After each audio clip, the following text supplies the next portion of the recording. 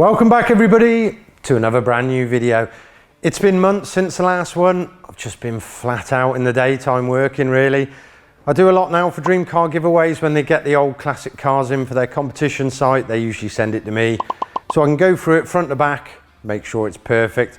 And then at nights when I get chance, I've been doing my golf buggy, putting a motorbike engine in that, but that's just something for me for a bit of fun. So you might remember I once had 3 Escorts. I had 2 Mark II Escorts and a beautiful Mark I Escort. So on a cold, dark, dreary January morning, that was the last time I saw my Mark I Escort, I sold it to Dream Car Giveaway and they put it on the site, and a lucky winner won it with just 2 tickets, and he's still driving it around now, absolutely loves it.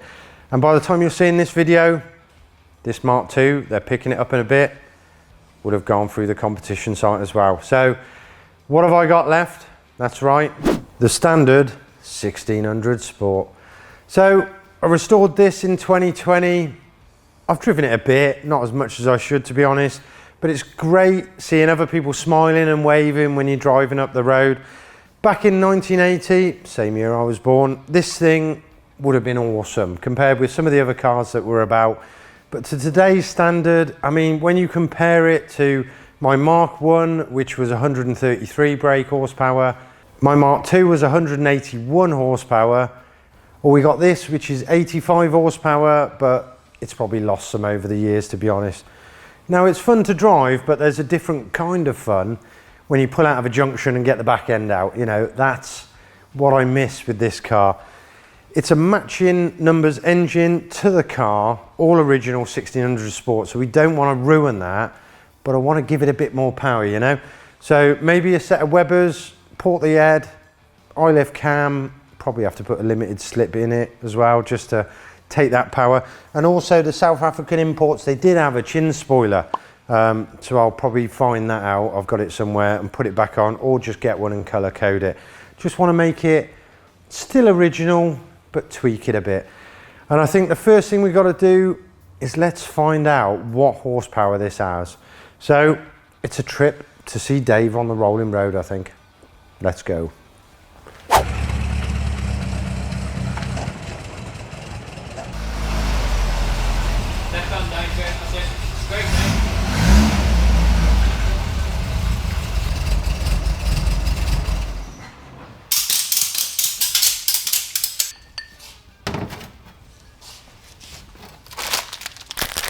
Actually, I'll have an odd knob. So I bought you your biscuits. Yep. So 85 horsepower standard, Dave. What do you reckon? I'll go 74. 74? Yeah. I reckon it's going to be shit. It's going to be about 60. As long as it passes the roads, I don't care. It's always ticked over like real lumpy. So I don't know if it's got eye-lift cam in it anyway. But we shall see. Let's do a test and see what we get. Right so. Nice biscuit. Right.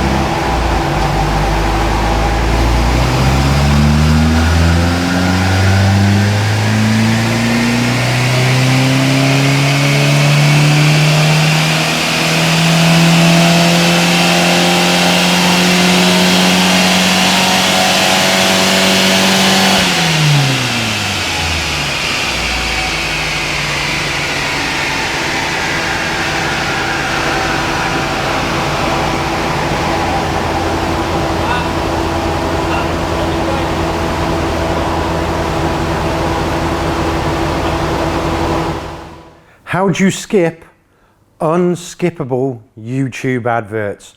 As a thank you for staying this long in the video, I'm going to tell you how to skip them right now.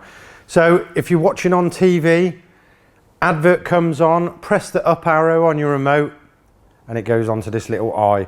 Press OK, stop seeing this ad, press OK again, back to video, bang, you're done. Takes me about 3 seconds now. I've got it down to doing this. It's much better than watching two, say 15-second unskippable videos. If you're on a mobile phone, it's the same. Turn your phone up, you see that little eye next to the time left on the video, press it, goes onto a page, press block or stop seeing this video, back, and you've skipped the advert as well. Seems to work. I've been using it for a month now, and thankfully I'm seeing a lot less unskippable adverts. So there's an advert just coming up now that's not skippable. Give it a go, and if it works, leave me a big thumbs up and maybe a comment saying yes, it works. Cheers. Did you notice that after the rolling road was done? I think that's the smuggest face Dave has ever pulled in his life. He guessed 74 brake horsepower and it turned out to be 75. So Dave's always spot on at guessing these figures. He was the same with the Mark 1 and my other Mark 2. Within 1 or 2 horsepower, he can nail it down.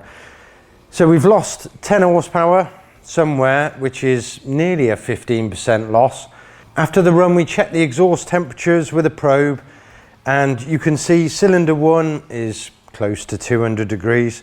Cylinder 2 is only 90, and then checking cylinder 3 and cylinder 4, they were both up, on 200 degrees. So we've got a problem there on cylinder 2, whether it be in a tappet's too tight and it's flooding that cylinder with unburnt fuel, cooling it down, or we got a compression issue. Looking at the power run though, it was a nice smooth curve going up, starting at 3000, going all the way. Peak power is at 5000 revs at 63 horsepower at the wheels, that's 75 at the flywheel. Now we want to push that power obviously higher and longer, so a high lift cam is going to do that. Hopefully it will keep pushing power into the 6000 range, as well as opening them valves higher, giving us more fuel. But Dave, being good at guessing stuff, he thinks a ported head with twin 40s and a cam is only going to give us about 110 horsepower, which, I want a bit more out of that, to be honest. It'd be good to get it back up in the 130s like my Mark 1, because that was good fun to drive. So let's start getting this engine out and stripping it down and having a look at it. Let's go.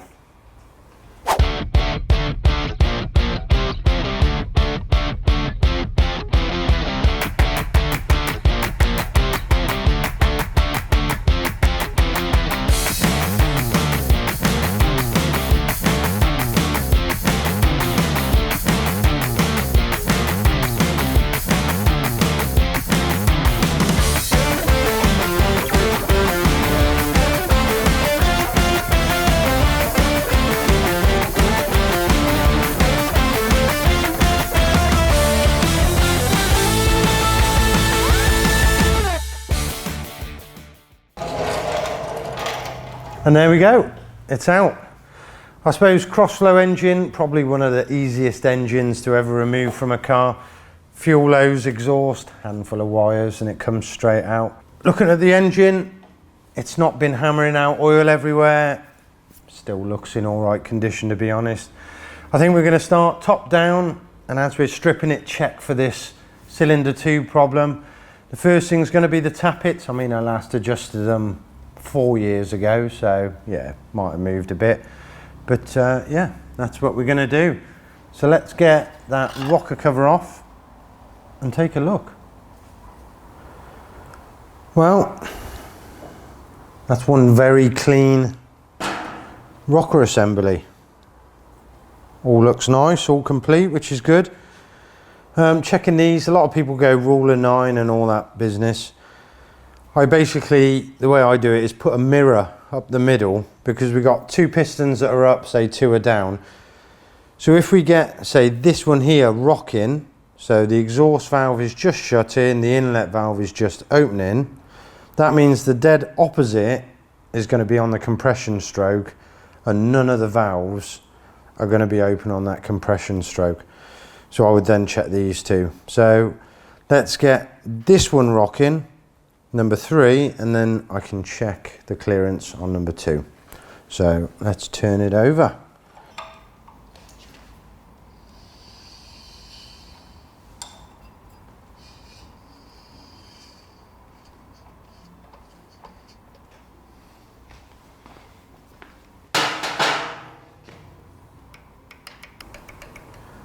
So already I can tell that there's a bit of a gap there. You can hear it, listen. That's me rocking the rockers back and forward. So where's me feeler gauge? Exhaust. Here's that one. That's good.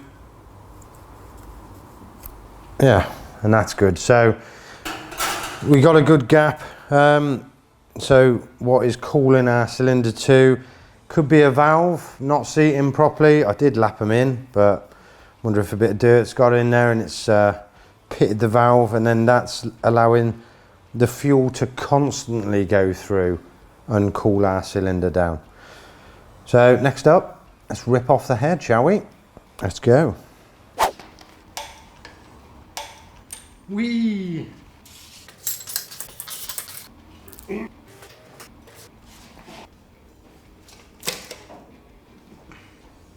Woohoo!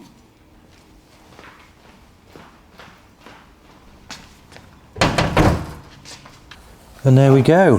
One crossflow head, which looks to be all right, to be honest.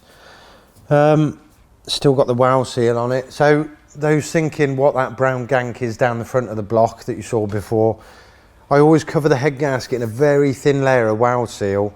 Basically, the first time you run up the engine, it glues the gasket to the head and to the block, and I've never had a gasket leak oil or coolant, you know, because I use that stuff. I've used it for 25 years, works like a treat. The only thing I can see looking at that is the valve, the inlet valve on cylinder number 2 is pitted. You look at the valve on cylinder number 1 and it looks normal, and then you come across to cylinder 2 and it's got loads of pits on it, which isn't good. So let's pop that back on its head. Where's my trusty water? Just use water for now. Obviously people use petrol because it's thinner, but let's just pour into cylinder 2. Let's pour it all of it, to be honest, and see if we got any inlet valves leaking.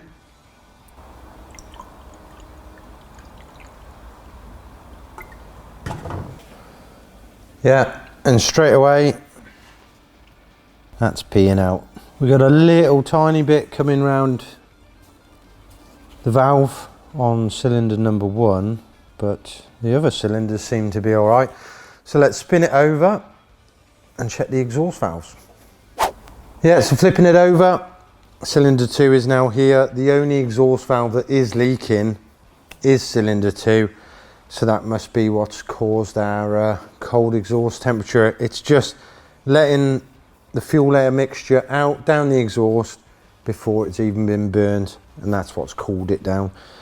So I'll get the valves out. I think I'm gonna have a real careful look at these valves and just make sure they're not too far gone, because we might as well just change them really when it's out, but we'll have a look.